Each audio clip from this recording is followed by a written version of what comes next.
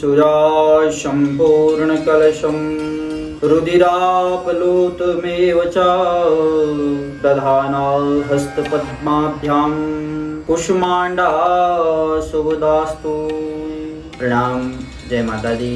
मित्रों, नवरात्रि की चौथे दिवस में माँ कुष्मांडा आप सभी भक्तों पर अपनी कृपा दृष्टि बनाए रखें, यही कामना हम माता रानी से करते हैं। आज चतुर्थ दिवस है और इसमें कुष्मांडा माता जो है उनका स्वरूप का पूजन किया जाता है। नवदुर्गा हैं, 9 रूप हैं, माँ तो एक ही है, लेकिन इन 9 दिनों में अलग अलग स्वरूपों में पूजन का विधान है। आज जो कुष्मांडा माता है इनके स्वरूप का पूजन किया जाता है। आगे बताएंगे आपको क्या इनको प्रिय है। इनकी पूजन से आयु, यश, बल, विद्या, आरोग्य की प्राप्ति होती है। इनकी अल्प मात्र सेवा से, अल्प मात्र पूजन से यह माँ प्रसन्न हो जाती है। रोग शोक इन सब का नाश करने वाली ऐसी माँ कुष्मांडा को हम प्रणाम करते हैं। कहा जाता है कि जब इस पृथ्वी लोक या इस ब्रह्मांड में कुछ भी नहीं था, अंधकार था, तो वहाँ एक निराकार स्वरूप, एक शक्ति, एक दिव्य शक्ति, एक ज्वाला के स्वरूप में, और उसी ज्वाला से, उसी तेज से माँ का प्रगट्य हुआ। माँ की हल्की मुस्कान से कहते हैं कि ये ब्रह्मांड की रचना हुई। माँ के 8 भुजाएं हैं, इसीलिए इनको अष्टभुजा भी कहा जाता है। इसी हास्य से ब्रह्मांड की रचना की, इसीलिए इनको कुष्मांडा, मांडा यानी ब्रह्मांड, और संस्कृत में कुष्मांडा जो सीताफल होता है, जो पेठा जिसको कहते हैं, उसको भी संस्कृत में कुष्मांडा कहा जाता है। तो इसका भोग माता को अति प्रिय है। माता को आज के दिन मालपुआ और पेठा से बनी वस्तु का भोग अवश्य लगाएं, या पेठा भी आप कुष्मांडा जिसको बोलते हैं, साबुत भी आप माता को अर्पित कर सकते हैं।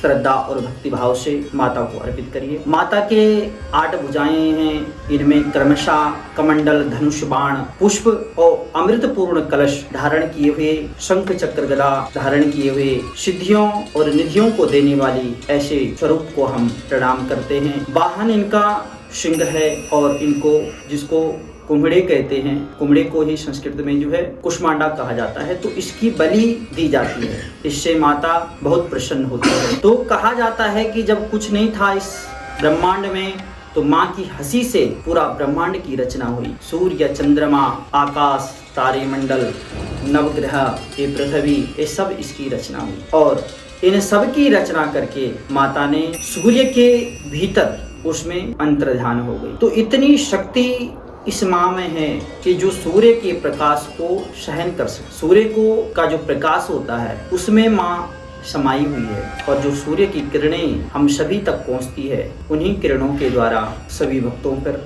अपनी कृपा दृष्टि बनाती है।